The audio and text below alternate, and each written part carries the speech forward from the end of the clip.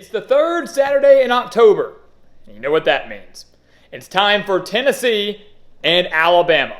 The 17th ranked Volunteers travel to take on the 11th ranked Crimson Tide in just the 5th top 25 matchup between these programs since 2000. Doesn't happen very often. Tennessee, of course, won last year 52-49 in Knoxville, arguably the game of the year. So the question is, can the Volunteers now make it 2 in a row over their rival, or will Alabama get revenge and keep their college football playoff hopes alive? That's the question we're going to answer today. So welcome back to the Gridiron Expert, guys. We're so glad you could join us today. As always, please continue to like, to comment, subscribe, share our videos, and of course, check out everything down in the description below, including those expert picks over on our website, thegridironexpert.com. We said it over and over and over again. Guys, if you want to win big, if you want a site that's beating out over 80% of the national handicappers, that's hitting over 63% of our bets, that's on a 43-18 run right now, this is the place for you, and you're not going to find a price cheaper than what we're offering here for a full year-long subscription. Again, 63%, beating out over 80% of the handicappers, 43-18 run, one of the lowest price in the country, most accurate in the country, best customer service in the country. This is the place for you. Go sign up for those picks today and become a part of our GE Nation and start winning with us right now as we head into a massive Week 8 of college football.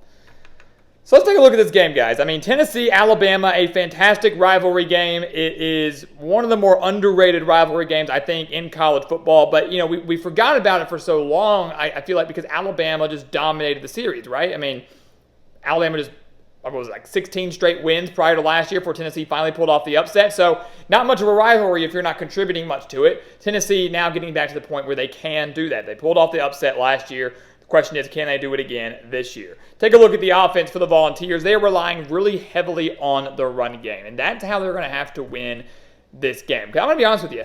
Neither quarterback's all that impressive. Joe Milton versus Jalen Milroe, neither is that impressive, but Joe Milton really hasn't impressed many people so far this year. The run game's been great. Tennessee's averaging over 230 rushing yards per game. Jalen Wright's got over 570 rushing yards. Jabari Small's got over 350 rushing yards.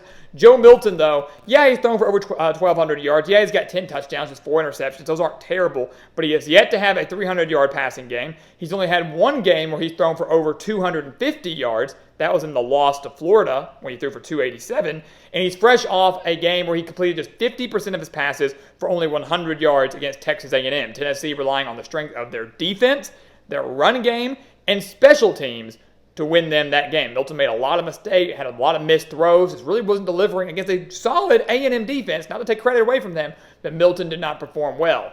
And that was at home against an A&M team that Alabama beat in College Station, against the Alabama defense that one could argue is better than that of Texas A&M's. So Joe Milton's inconsistency could ultimately be Tennessee's downfall. They're going to need him to step up in a big way. Hendon Hooker was phenomenal last year against Alabama, but Hendon Hooker is not walking through that door anytime soon for Tennessee.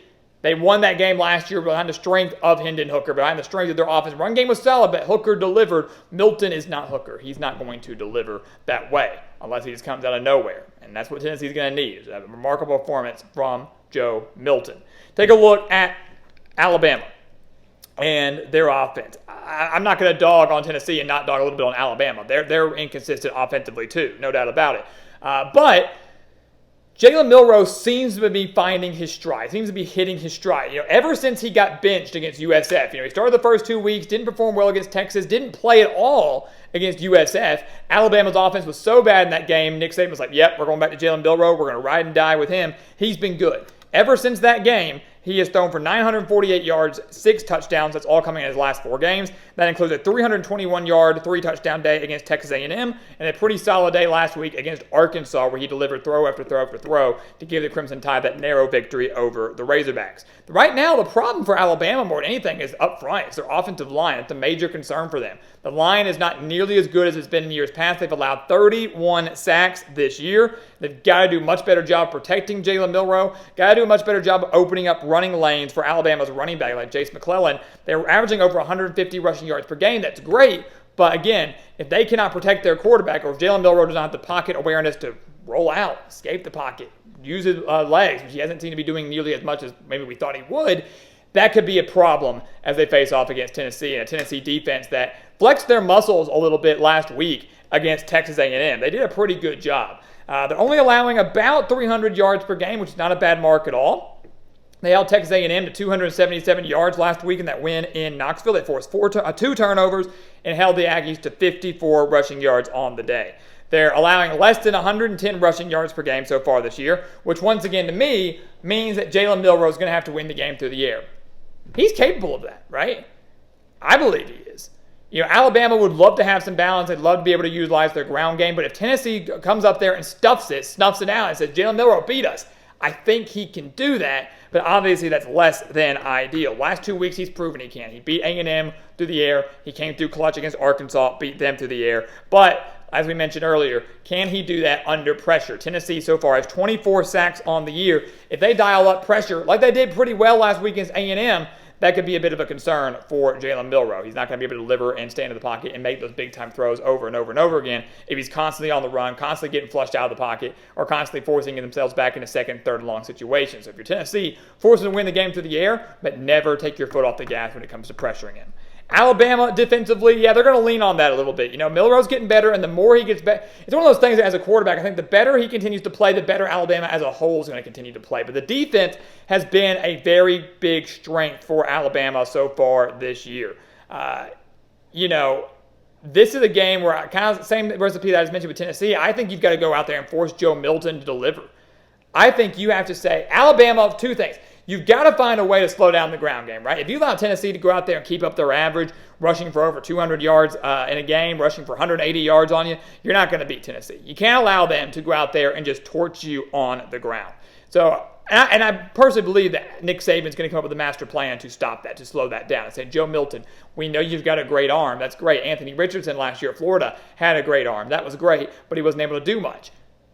Are you the equivalent? Can you beat me through the air? Can you deliver with accurate throws that are on time, and beat me if your running game becomes almost a non-factor? Alabama's allowing less than 110 rushing yards per game. They've allowed over 110 rushing yards just twice this year, 154 to Mississippi State in a 40-17 win, 177 to USF in a game that was very rainy, very wet. Of course, they were going to run the ball a lot. The Bulls ran 46 times, averaged 3.8 yards per carry. Alabama's allowed 14.2 points per game over the last 5 games since allowing 34 points to Texas. So ever since that, not blowout loss off by 10, ever since that loss to Texas and Tuscaloosa, the defense has seemingly gotten a lot better. They've tightened up, and once again, they tightened up against that run game. I don't think Joe Milton can deliver. I don't think Milton can win this game through the air by himself.